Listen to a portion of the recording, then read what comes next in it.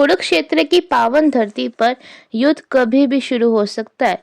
और कुछ देर पहले ही धृतराष्ट्र ने संजय से पूछा था कि हे संजय, धर्म भूमि कुरुक्षेत्र में इकट्ठे हुए मेरे तथा पांडु के पुत्रों ने क्या किया। अब भागवत गीता का चैप्टर 1 के श्लोक 2 में संजय धृतराष्ट्र के उसी क्वेश्चन का उत्तर दे रहे हैं। वो बताते हैं कि राजा दुर्योधन पांडव सेना को देखकर सबसे पहले अपने टीचर गुरु द्रोणाचार्य के पास गए। उसके बाद उन्होंने क्या कहा, ये हम आगे के श्लोकों में देखेंगे। संजय भी मन से बहुत अच्छी तरह से जानते हैं कि महाभारत का युद्ध धर्म और अधर्म, सच और असत्य का युद्ध है। वो ये भी जानते हैं कि इस बार कौरव खड़े हैं अधर्म के साथ और पांडव धर्म की छाया में। ऐसा नहीं है कि इस टॉपिक पर संजय ने कभी धृतराष्ट्र को एडवाइस नहीं दी, पर अब तो वो समय निकल चुका है और यही संजय की ड्यूटी है कि वो ये सब जानते हुए भी अपने राजा धृतराष्ट्र के लिए उनकी हर रिस्पॉन्सिबिलिटी को वो पूरा करे। वो पालन करने वाले हैं महाभारत के नरेटर बनके। पांडवों की सेना को देखकर दुर्योधन चिंतित हैं, पर वो अपनी इस चिंता को प्रकट नहीं कर सकते। कौरव सेना के सेनापति पितामह भीष्म भी वहां पर उपस्थित हैं। फिर भी दुर्योधन सबसे पहले गुरु द्रोणाचार्य के पास जाते हैं और इसके पीछे छुपी है एक स्ट्रैटेजी। पितामह भीष्म हस्तिनापुर के लिए कमिटेड है। सेनापति बनकर उन्होंने कौरव सेना की रिस्पॉन्सिबिलिटी भी संभाला है, पर साथ ही एक वचन भी लिया है और वो वचन है कि पांचों पांडवों में से किसी का भी वो वध नहीं करेंगे। पर गुरु द्रोणाचार्य ऐसे किसी भी वचन में बंधे हुए नहीं है। और अगर ग्रेटेस्ट वॉरियर में पितामह भीष्म के बाद यदि कोई आता है तो वो है गुरु द्रोणाचार्य। गुरु द्रोणाचार्य पांडवों के टीचर भी रह चुके हैं। उन्हें अच्छे से पता है कि पांडवों की शक्ति और उनकी वीकनेसेस क्या क्या है। इसलिए दुर्योधन सबसे पहले गुरु द्रोणाचार्य के पास जाकर उन्हें अप्रिशिएट करता है। दुर्योधन गुरु द्रोणाचार्य को अप्रिशिएट करके उनकी लॉयल्टी अपनी ओर बढ़ा रहा है। ये दुर्योधन का प्रयास है कि अपने मन में जो भी भय और डर है उसको कैसे रिसॉल्व करा जाए।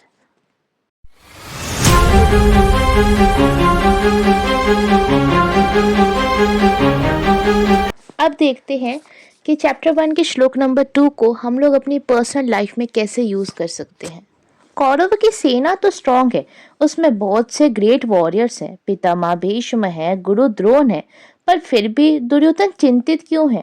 क्यों लेना पड़ रहा है ऐसी स्ट्रैटेजी का सहारा? चिंता का रीजन छिपा होता है मन के अंदर और यही चिंता हमें कमजोर बनाती है। दुर्योधन भी तो मन ही मन जानता है कि अब तक उसने छल और कपट का साथ दिया है। अब ऐसी सिचुएशन में भय और चिंता स्वाभाविक है ना? सच और झूठ, सही और गलत हमारा अंतर मन खूब जानता है। ये तो हम ह्यूमन बीइंग्स हैं जो ईगो डिजायर की पट्टी बांधकर मन को अनदेखा कर देते हैं और फिर खुद ही चिंतित हो उठते हैं। अलग अलग वेज ढूंढते हैं शांति के लिए। जब भी किसी दुविधा में फंसे हो तो अपने अंतर मन में झांक लीजिए, आपको दोनों दिख जाएंगे, सच भी और सही रास्ता भी। ये रास्ता मुश्किल जरूर हो सकता है पर भय पर विजय का है। सच हो जितना जिसके मन में उतना ही कम भय जीवन में। दुर्योधन चिंतित है, हल्का भयभीत भी है कि इस महाभारत के युद्ध का आउटकम क्या होगा। क्या होगा कि इस युद्ध का रिजल्ट उसके फेवर में ना हुआ तो?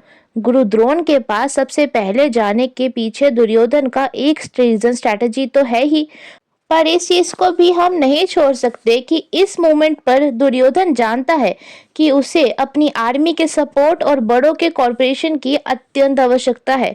कुछ ऐसी क्वालिटीज हैं जो आयु यानी एज के साथ और भी बढ़ जाती हैं। हमारी बुद्धिमत्ता यानी विजडम उनमें सबसे पहले आता है। हमारे बड़ों के लाइफ एक्सपीरियंस हमसे बहुत बड़े हैं। हम अपने बड़ों के गाइडेंस यानी उनके विजडम का 1% तो पा सकते हैं। उनके एक्सपीरियंस से सीख डेफिनेटली ले सकते हैं। दुविधा के टाइम में किसी बड़े से सलाह ले सकते हैं। उनके एक्सपीरियंस को ध्यान से सुनकर और फिर अपने एक्सपीरियंस से भी उसको जोड़कर हमें प्रॉब्लम का सलूशन यूं मिल सकता है। दुर्योधन एक क्षत्रिय है और युद्ध भूमि है उसका प्लेस ऑफ वर्क। कारण जो भी रहा हो, पर अब जब युद्ध सामने है उसे जीतना ही उसका एक लक्ष्य है और इसके लिए वो सब कुछ कर रहा है। और आगे भी करेगा। वो अपनी चिंता छुपा रहा है, वो अपनी ईगो को छुपा कर अपने से बड़ों का सम्मान भी कर रहा है। आने वाले समय में वो अपने साथ खड़े योद्धाओं का मनोबल भी बढ़ाएगा। कुछ सेकंड्स के लिए अगर दुर्योधन के मैले मन को अगर भुला दिया जाए तो हमें प्रोफेशनल लाइफ का एक मेजर लाइफ लेसन मिला है। हमें हमेशा हमारे साथ काम कर रहे एक्सपीरियंस कलीग से हमेशा रिस्पेक्ट से पेश आना चाहिए, फिर चाहे सिचुएशन कितनी भी विकट क्यों ना हो। अपने डर और चिंता पर कंट्रोल दिखाना, उसे अपने सहयोगी पर प्रकट ना होने देना, इससे उनका मनोबल बना रहता है और यही एक अच्छे लीडर्स की पहचान भी है।